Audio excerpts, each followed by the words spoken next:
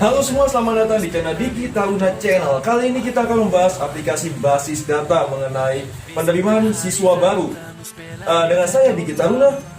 Saya Adeni Pratama. Saya Dwi Cahyo Kusumo. Saya Raden Zaka. Rekan kami satunya yaitu Sukma Jaya sedang tidak bisa hadir karena dia sedang sakit, tapi dia akan berusaha untuk menjelaskan codingannya dan dia akan membahas tentang materinya nanti di video penjelasannya. Oke, jangan lupa untuk like, komen, dan subscribe channel ini. Pushar på och smeker när motståndet vi leker. Vi sitter här i väntan och spelar lite Dota och springer runt och creepar och motståndet vi slipar. Vi sitter här i väntan och spelar lite Dota och pushar på och smeker när motståndet vi leker. Vi sitter här i väntan och spelar lite Dota och springer runt och creepar och motståndet vi slipar.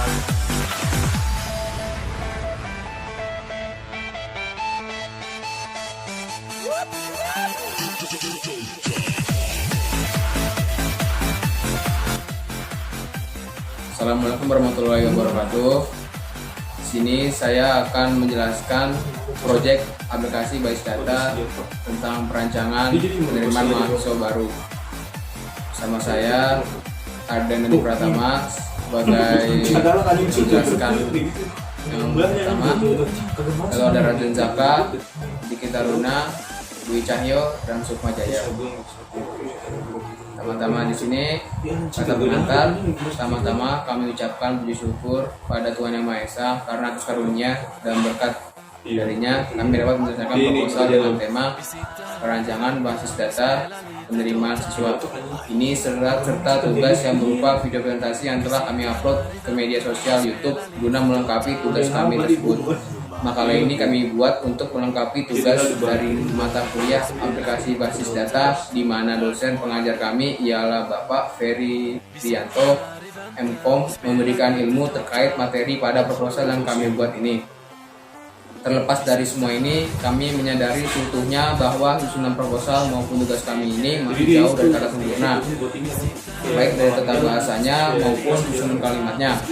Oleh karena itu, mohon maaf jika memang terdapat kata-kata yang kurang dipahami ataupun kurang jelas selama proses pembacaan berlangsung. Kami sebagai penulis proposal ini juga berharap agar proposal serta video presentasi yang kami buat dapat bermanfaat dan dapat digunakan sebagaimana mestinya. Di daftar isinya ada judul, kata pengantar, daftar isi, blok tujuan, latar belakang masalah, tujuan, pembahasan. Yang A, konsep logis database, ada entity relation diagram, logical relation struktur, relasi kardinalitas. Ada B, spesifikasi file. C, tampilkan perintah. Ada data definition link, data manipulation link, inner join. Oke, untuk pendahuluan ini akan dibacakan oleh rekan saya yang berikutnya. Baik, saya akan membacakan pendahuluan latar belakang masalah. Dalam kehidupan masyarakat, terdapat lembaga pendidikan, formal dan non-formal. Lembaga tersebut bertujuan untuk meningkatkan sumber daya manusia yang berkualitas. Pendidikan formal adalah pendidikan sekolah, sedangkan pendidikan non-formal adalah pendidikan di luar sekolah. Dalam sekolah terjadi proses pendidikan, yaitu proses yang berkenan dengan perkembangan dan perubahan tingkat laku dan didik, pengetahuan, keterampilan, kepercayaan, dan kemampuan. Apabila seseorang murid kurang atau tidak bisa mengalami perubahan dan perkembangan seperti di atas, murid tersebut akan ditanyakan tinggal kelas karena dia rasa belum mampu untuk melanjutkan ke tingkatan yang lebih tinggi. Dalam kegiatan sekolah tidak lepas dari data-data yang dapat berubah sewaktu-waktu dan dalam jumlah data yang sangat besar. Perubahan data tersebut harus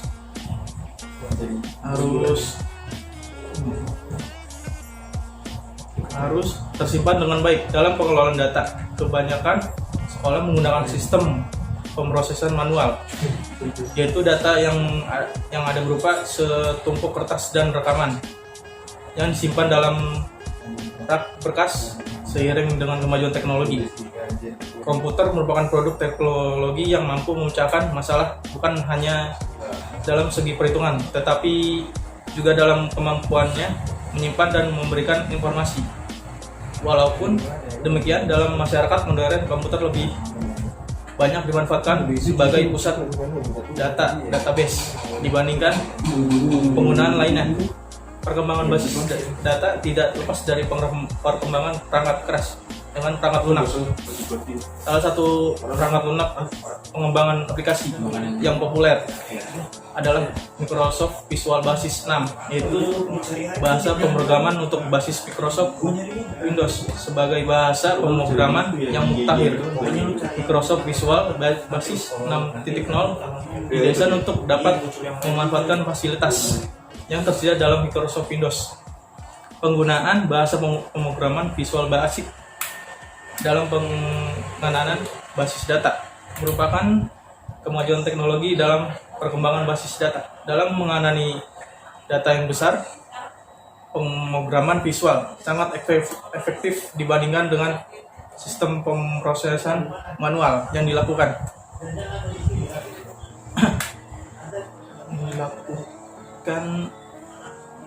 dan kedua program tersebut mempunyai beberapa kelemahan dalam pengelolaan basis data, antara lain dalam Microsoft Access. Hasil pemrograman yang kita buat harus disertakan software Access, tidak dapat berdiri sendiri, dan menu pilihannya sudah tersusun dalam pemrograman tanpa perlu kita buat sendiri.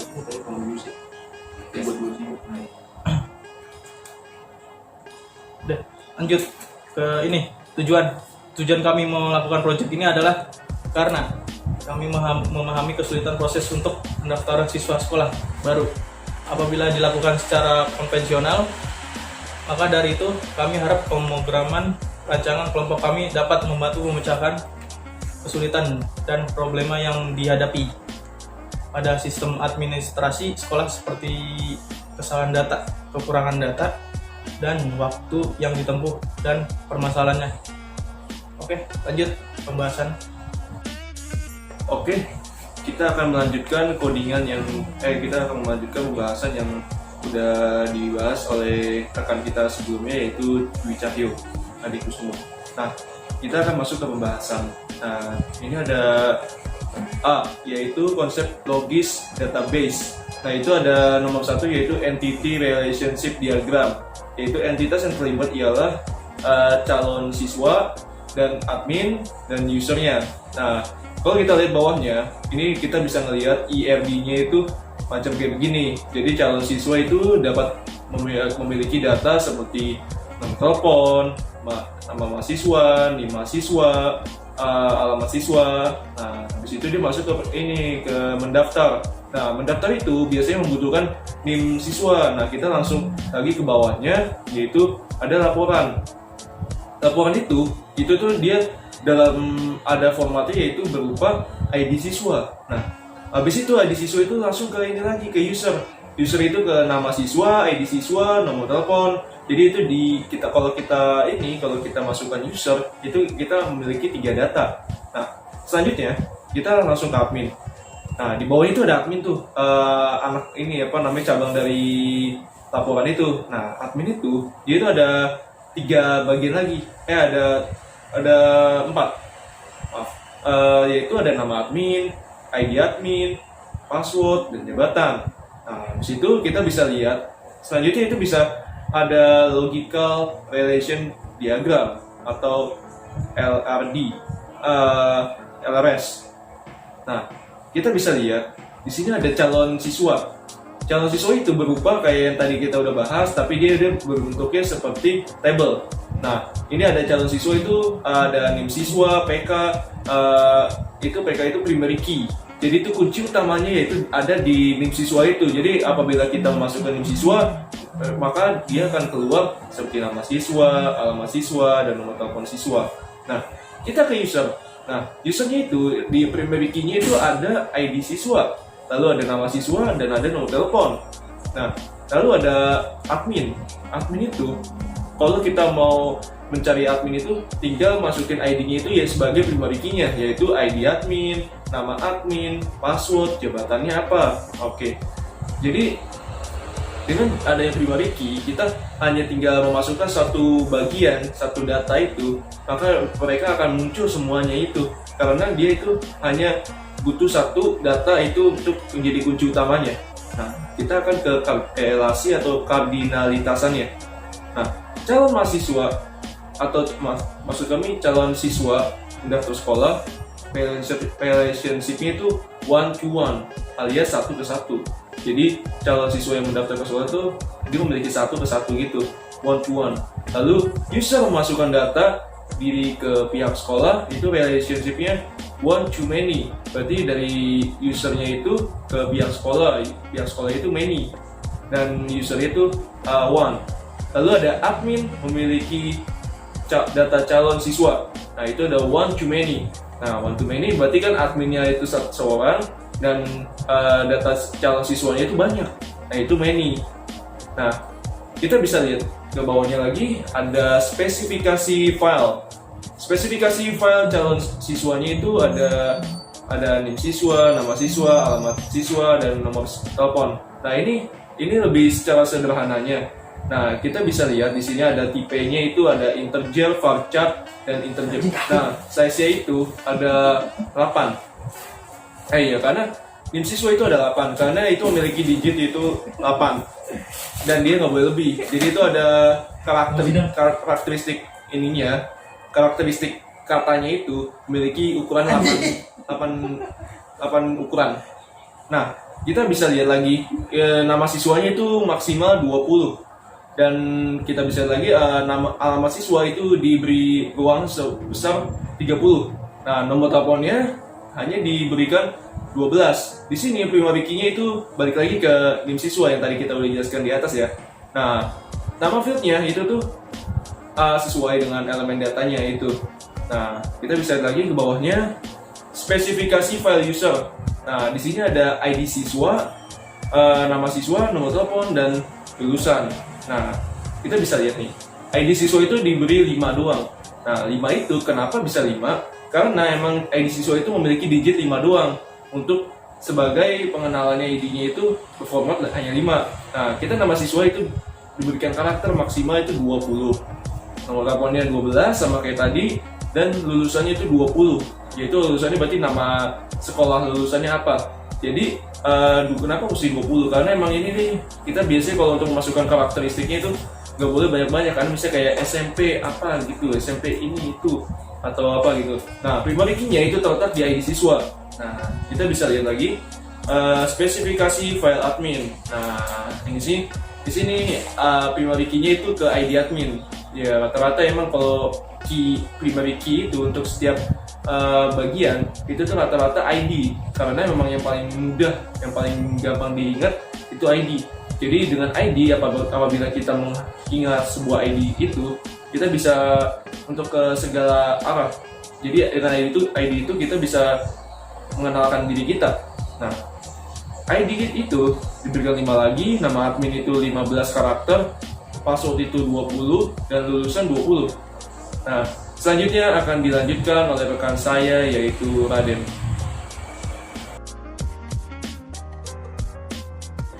Oke, baik, di sini saya akan melanjutkan penjelasan dari saudara Diki. Jadi di sini ada tampilan perintah. Satu, data definition language atau disingkat TDL. Pertama, langkah pembuatan database pendaftaran siswa baru CMD.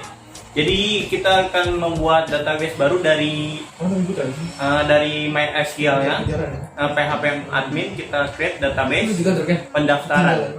Dan ini di sini ada, jika kita memanggil lewat CMD akan tampilannya seperti ini. Kita memanggil foldernya, folder MySQL ya, di dalam CMD akan tampilan seperti ini. Oke, next, langkah membuat tabel calon siswa di database pendaftaran. Jadi create tabel calon siswa, NIM siswa integer 8, nama siswa varchar 20, alamat siswa varchar 30, nomor telepon integer 20. Dan akan tampilan seperti ini. Next, langkah membuat Langkah mengubah nama tabel, tipe, dan panjangnya. Jika di sebelumnya nomor telepon pada file siswa memiliki tipe dan panjang integer 20, maka kita akan mengubahnya menjadi integer 12. Jadi di sini codingannya adalah alter table siswa change nomor telepon integer 12. Jadi alter table ini kita memilih tabel dari tabel ini siswa, dan change ini untuk merubahnya dari 20 ke 12, dan tampilannya akan seperti ini, dan ini akan terubah nih, sebelumnya 20 jadi 12. Oke, next. Langkah membuat primary key pada NIM siswa. Jadi codingannya alter table siswa and primary key NIM siswa. Jadi akan tampilan seperti ini ya. Ini key-nya, primary key-nya ada di NIM siswa. Oke, next. Langkah menghapus tabel siswa dari database penerimaan siswa baru, yaitu codingannya drop table mahasiswa, dan akan tampilannya seperti ini.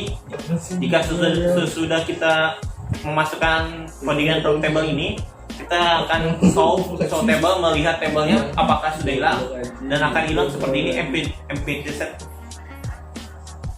Oke, selanjutnya kedua, data manipulation linked list atau disingkat DML.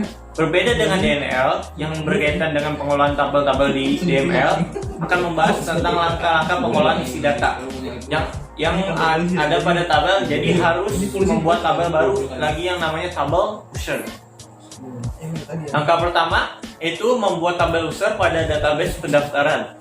Jadi codingannya create tabel user, ID siswa integer 5, primary key nama siswa varchar 20, nomor telepon integer 12, dan tampilannya seperti ini ya. Dan ini kita udah masukkan primary key-nya di ID siswa. Oke, langkah selanjutnya, langkah memasukkan record pada file ID siswa, nama siswa, nomor telepon, dan codingannya itu insert into user, ID siswa, nama siswa, nomor telepon, files, dan ini masukkan yang sesuai kita inginkan dari ID siswanya, nama siswa, nomor telepon, dan seterusnya. Di sini ada Raden, Diki, dan Cahyo. Oke, next. Langkah menampilkan isi record dari tabel user ya. Oke, jadi codingannya select bintang from user, dan tampilannya akan seperti ini. Ini contoh tabel usernya ya. Oke, selanjutnya langkah menampilkan isi record user hanya dengan nama siswa Raden Zaka.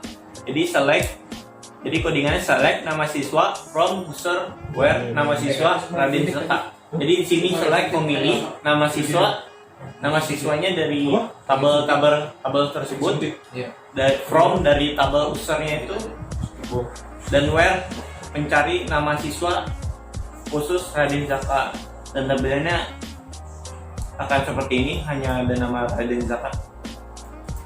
Oke, next. Langkah menampilkan isi record hanya file nama siswa dan nomor telepon. Select nama siswa, nomor telepon from user. Tampilannya seperti ini. Jadi kita hanya akan menampilkan nama siswa dan nomor telepon saja.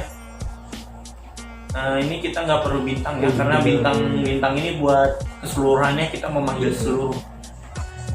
Oke, next.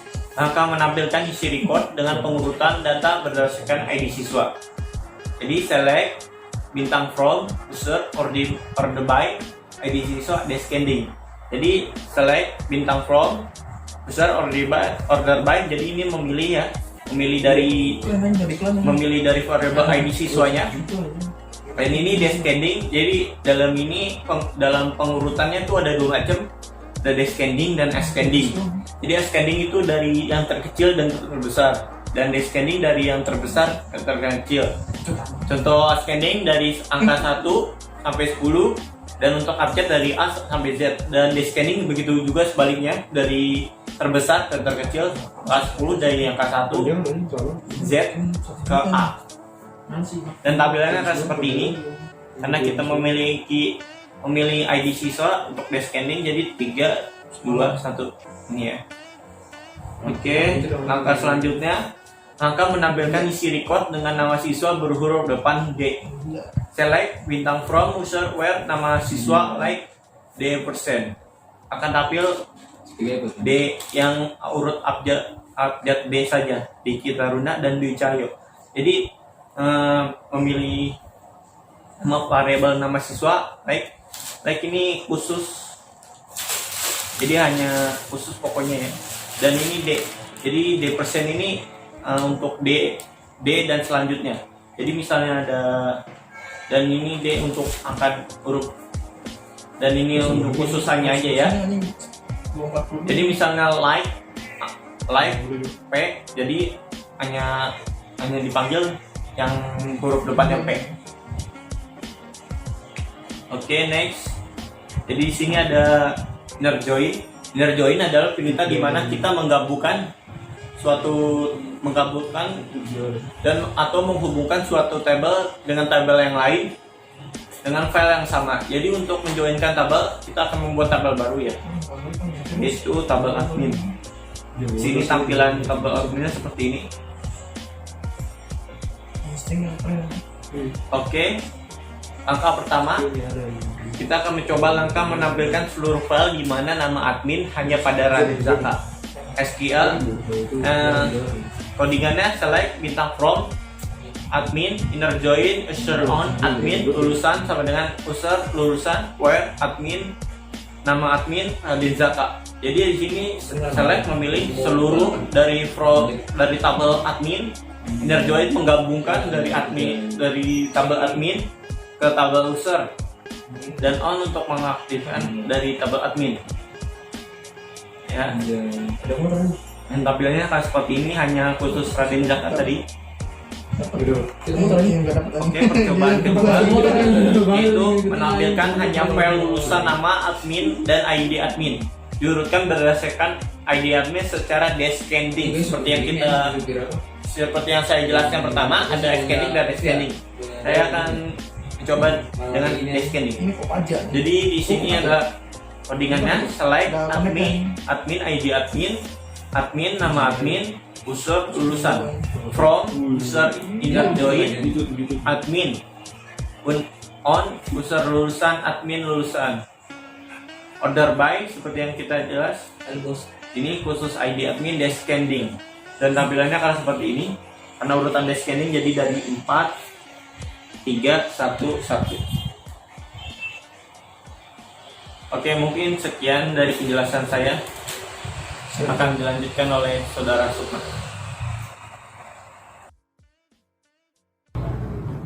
Assalamualaikum warahmatullahi wabarakatuh. Jadi kesimpulannya, berdasarkan materi yang disampaikan yang ada di atas, dapat disimpulkan bahwa data definition language atau DDL merupakan bahasa yang dapat kita gunakan untuk membuat tabel baru atau membuat indeks, menentukan struktur penyimpanan, tabel, dan sebagainya. Sedangkan data manipulation language atau DML merupakan kumpulan perintah atau query SQL yang digunakan untuk mengelola isi data dalam tabel-tabel pada suatu database, seperti menampilkan data, memasukkan data, merubah isi data, serta menghapus isi data. Untuk entity relation diagram atau IRD merupakan model basis data dengan menggunakan diagram relasi antar entitas dan logical record struktur atau LRS, merupakan referensi dari struktur record pada tabel-tabel yang terbentuk dari hasil relasi antar himpunan entitas. Terakhir, inner join yaitu sebuah perintah yang digunakan untuk menampilkan sebuah data record dengan menghubungkan dua tabel atau lebih dalam suatu perintah. Baik, itu saja, kurang lebihnya saya mohon maaf. Sampai di sini materi kami. Ya, baik, kurang lebihnya mohon maaf. Assalamualaikum warahmatullahi wabarakatuh.